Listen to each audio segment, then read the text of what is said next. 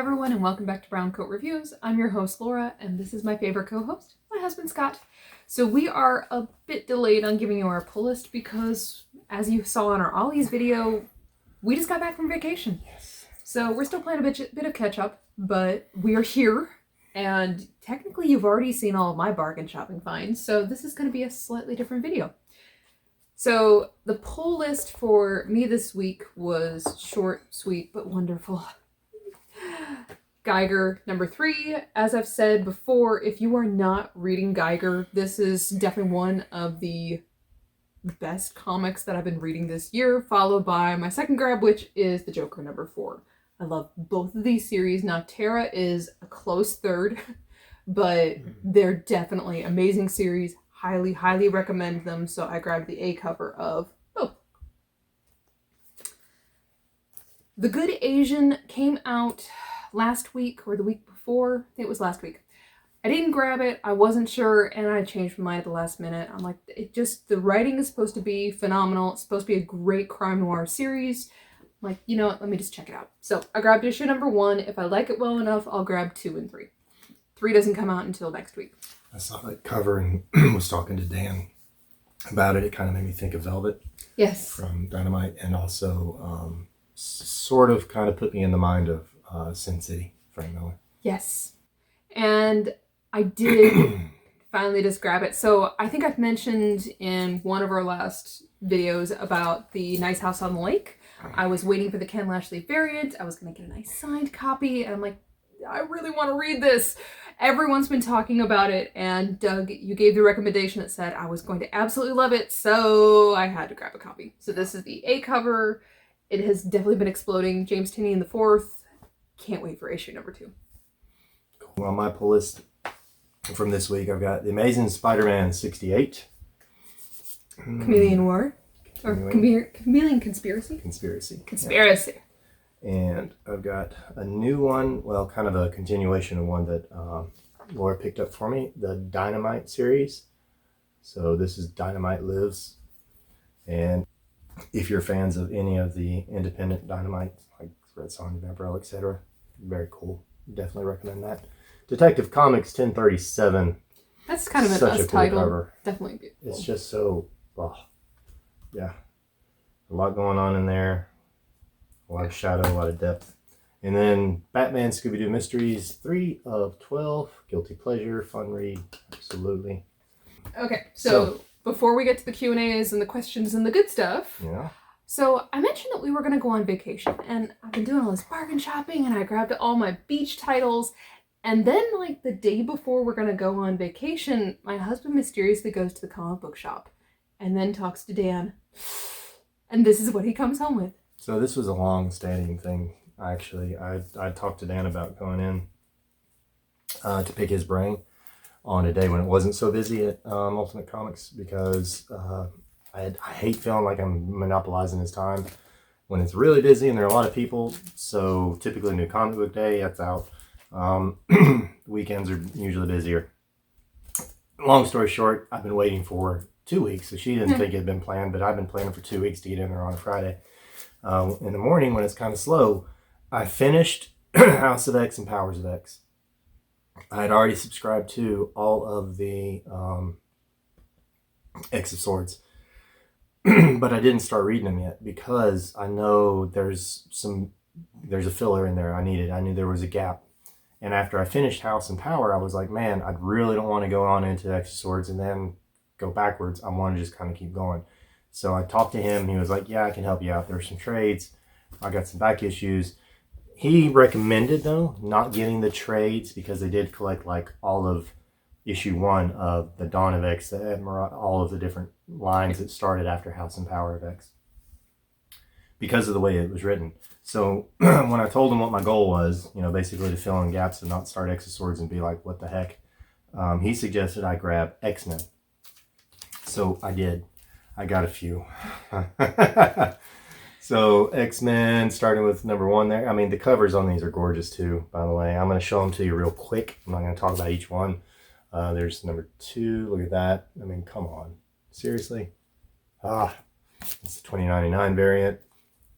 I mean, they're gorgeous. They're absolutely stunning.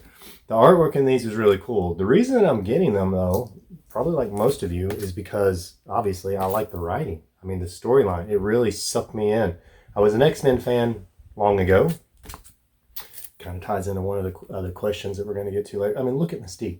That's just, oh. And then kind of dropped out. Not of X-Men in particular, but just like reading comics in general. Got back to where I had more time. And when I started getting back into it, like one of the first things that Laura bought for me was Joss Whedon Astonishing X-Men. Loved it. Absolutely loved it. She got it because she loves Joss Whedon. She knew I liked X-Men. She likes X-Men. Done deal. But then I started getting kind of like, I don't know. I found myself looking back at the old X-Men more than the current. Yes. And then I heard multiple people being like, look, if you kind of were a fan of X-Men and aren't so much anymore, you've got to read House of X and Powers of X. This is where the jumping in point can be for new or returning fans can be like, aha, right? So I did that. I bought the series off of one of the live shows. Yeah. And had been waiting because I knew that once I started, I probably was just going to consume it. I needed some time to be able to do that. I did consume it. It was well worth it. And now I also filled in some gaps on my Exoswords because I had some Alex Ross variant covers. And I'm trying to keep all of his together. So I got the B covers, or the A covers, I guess, for a few. I'm only missing 2, one of which is on its way to the store for me. But that was my like thought out, planned, when I have time, I'm going to jump in and buy. We had a question a while ago about like, how do you budget, or do you cut a certain number of titles, or how do you, determine how many you have on your list? So that was one of my plan for it, but wait until the right moment and then buy all at one time. And then I had my spur of the moment thing. So I've been looking at these covers for a while, and Laura's read a couple and wasn't real impressed. We did get like the Wonder Woman cover version. Because it's the Heroes Reborn. Heroes Reborn is what he's talking about. So, but I went ahead. I jumped. I got Magneto. I got the Blur. I mean, come on. I know that's Hawkman versus Thor, or Nighthawk. I like that one a lot. Yeah, that's a bad cover. Yeah. The idea behind these, obviously, is there's a twist. Good, bad, good, etc. Siege Society, right? X-Men. Bad guys taking over London, whatever, or Avengers. Sorry, I've been sick, y'all, so I keep making little... Clearing his voice. And that was it. So this was what I came home with. But I have plenty of witnesses now that we have this channel that the guilty one for this is usually right here next to me. So that's a rarer occasion. It is a rare occasion. I will definitely give him that. It's just, as you have noticed, I'll kind of bargain shop and I'll get little pieces over here and little pieces over there, and I will slowly collect a run like that unless there's a 50% off sale, and just kind of slowly get to that point. So then I sort of have boxes coming in pretty often, and Scott, on the other hand, when he finally gets to the shop, gets a chance to talk to Dan, I know that the pile is coming. Yeah. So that was an awesome pile. Your questions. So really quick, feedback. Everyone loved our bookshelves. Everyone agreed that they liked the white better than the beige. So good call on that for us. The peel and stick wallpaper was a huge hit. So all of Scott's hard work with the heat gun paid off, which was wonderful. And everyone for Comic-Con gave a lot of different responses. Oh, yeah. A lot of people definitely agreed, like Kevin, who said that he was definitely going to be more interested in the artists, seeing some of the up-and-coming artists, or getting signatures from different comic books artists and writers, which would be really cool. Yes. And it sounds like there are a lot of people that have not been to a Comic-Con yet, but are looking forward to it. So don't worry, we've got a video coming where we're going to talk about sort of our experiences at Comic-Con, but then some of the tips that we have for you all on how to go to your first one and what we definitely recommend you bring or not bring. Your questions this week. So Seth asked if we had checked out the Harley Quinn animated series. So most definitely did, and Laura wasn't that into it, believe it or not. No. Yeah, I was. It was a little crass, I guess, language-wise, and That I don't really know all the reasons that she didn't like it. I know that it kind of was a little bit in your face for sure in the first episode, right? This is the only one you watched. I only watched the first episode, so I was going to give it another shot. It was just we had HBO Max for such a limited amount of time, so we only kind of had enough time for that, and then Warriors took all the rest of our time because that series was amazing. This is true. But yes, I liked it, and I will finish it at some point. I'll give it another try. I guess my problem was it again was a really, really fluffy, simple version of Harley Quinn, which I actually liked some of the fluffier, simpler versions of Harley Quinn. There was just something about it that hit me wrong, and I can't put an exact finger on it. So I like I said, I'm giving it another shot because it just, there's something where A plus B equals D in my mind. So everyone speaks so highly of it. Anyways, Doug asked what upcoming titles we're looking forward to the most. I have my answers. So, Nottingham is a series that everyone has been talking about. I can't believe I missed it when it was coming out. I wish I would have grabbed the single issues, but there's a trade paperback coming out soon. I don't know when. They haven't even given us a date yet, but I am getting it the day it is released. Reading it, I cannot wait. Second one is Autumnal, which I've only read the first couple issues. Loved that series, and of course it's coming out in the fall. Very appropriate. I've got a couple others that are coming out on trade that I purposefully did not get the single issues that I'm waiting for the trades. So there are a couple different series like that that definitely I'll be grabbing. I'm looking forward to. So I guess for me, like one of them, it just came out was Betty Page and the Curse of the Banshees. Yeah. Betty Page fan, Celtic history, mythology fan, put the two together. I was excited to see that one. She's a fluffy read too. I mean, obviously, but I don't read it for the amazing, historical references and so forth anyhow. So it's like Batman and Scooby-Doo. It's a guilty pleasure read for me. But the other one, it's not brand new or really upcoming. It's been out since, I guess it started at the end of last year. I don't remember now, but or maybe it was the beginning of this year. But the new Black Widow run. So I've remarked in some of our other pull list videos how much I'm really into that storyline, and I'm really, really curious to see where they go with it because they have a lot of options. The movie's coming out, which is awesome. Finally, I saw it's July 9th, I think. Yeah. And I will be going to see that or getting it on TV, whatever. We're going to be watching that. Yeah. But the other one that I was trying to remember is actually, it's another independent title. And I should have looked it up before we started recording because I cannot remember it. I saw it in the back of one of the other independent titles that we're reading right now. So when I find that, Laura will post in like a comment or something for us later, I'm sure. Sorry. Oh, and Donny Cates' Hulk. I am incredibly curious about that one. Oh, well, Spawn Universe too, by the way. Oh my gosh, yes, Spawn Universe. We're both looking forward to that one. Yeah, sorry, that was... How could we forget that? Oh my goodness, but Spawn, for sure. Robert asked the ultimate question, which is, what is your favorite and least favorite comic book to TV or movie for you? Wow. Yeah. I'm going to give my least favorite because that one's the easiest off the top of my head, and that is the Halle Berry Catwoman movie. Can't stand it. That was just awesome. So painful. And I'm a Catwoman fan. I just, no, can't do it. Gosh, for me, I mean, there are multiple ones that I felt like were just kind of not right, but for a lot of different reasons. I'd have to say maybe the version of Fantastic Four with, was it Kate Mara? And I always forget that guy's name. He's in a lot of stuff. He's in the guy. Yeah, the Divergent series and several other things. And it wasn't like terrible acting or any of that. It was just, well, all right. So to me, it was just not, I wasn't interested in the story, to be honest with you. I don't know. It felt like they were doing the same versions that had already been done, just with a different cast, and they didn't really have a lot of different twists or they could have done something better. They could have done something new. They could have done some.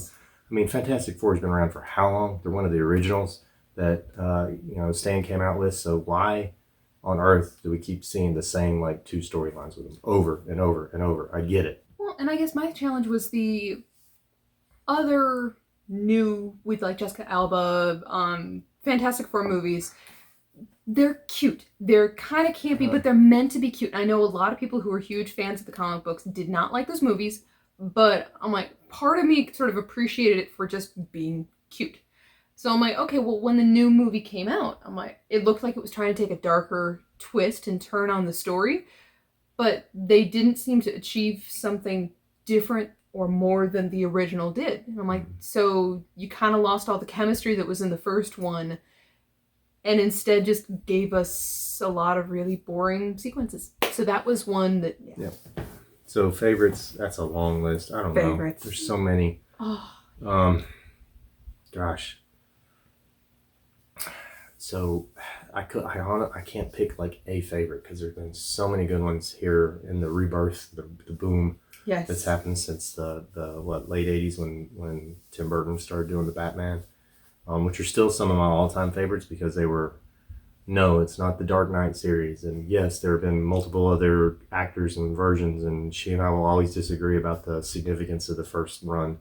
Past the second one, I think, is only one that you like. And then the third, fourth. Oh, yeah. But the Batman original series, for what it was, reintroduced and kind of helped push that that expansion into so many other movies. The X-Men series, original, around the same time, same thing. I think one of my, so honestly, because I played with the toys as a kid, read some of the comic books, and then just completely forgot about it until it came out as a movie. The first Transformers really blew me away. Only, like I'd watch the cartoons, seeing that seeing the technology being applied to something from my childhood that was like, so much more simplified and basic, even in the cartoon version, that kind of impressed me a lot. But I couldn't pick a favorite. I really can't. There's like 15 others I've not even mentioned that I'm sitting here right now thinking of. Oh, that was good, but that was good, but that was good. Yeah. Man of Steel. I mean, I'm going to shut up because I'll talk for the rest of the time about all of my favorites because I have so many I can't pick one. I definitely struggle with this one. So the first Batman movie, Tim Burton, I mean, it definitely reinvented Batman from a lot of the goofy, campy Adam West TV series that we all still love, but it was so different and such a huge contrast. So that one will always kind of be on my list. The Dark Knight series, for the same thing, where it took that Batman storyline that eventually it got to a point that we don't talk about, but where I couldn't stand it because it kind of went back to the campiness and so much of the advertising and marketing instead of focusing in on the storylines.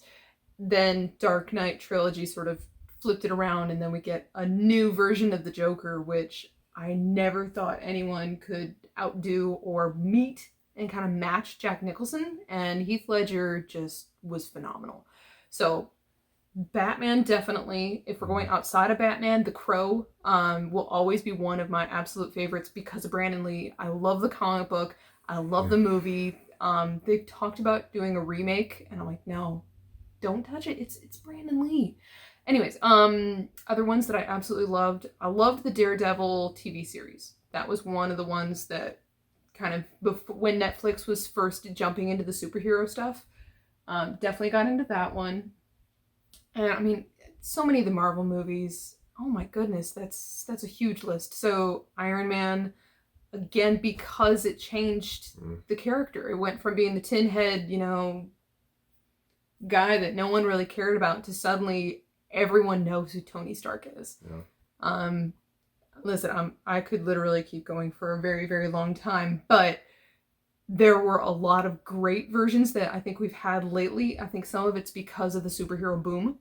But then Disney keeps surprising, I think, everyone with, I think we sort of are waiting to see if the other side of the coin is going to kind of drop, and suddenly they're going to come out with something that's really stupid, and we're going to be like, oh, well, now it's all campy and horrible.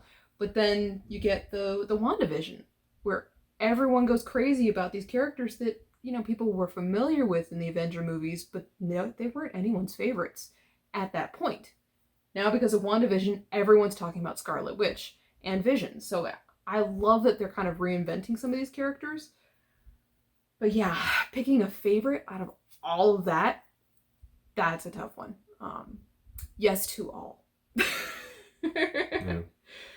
So my big question is, as we're kind of getting into the summer months and we're starting to head out on vacations, trips with families, or staycations, whichever one you're doing, do you find that your comic book titles kind of change accordingly? Do you find that you're grabbing certain stacks for your vacation trips?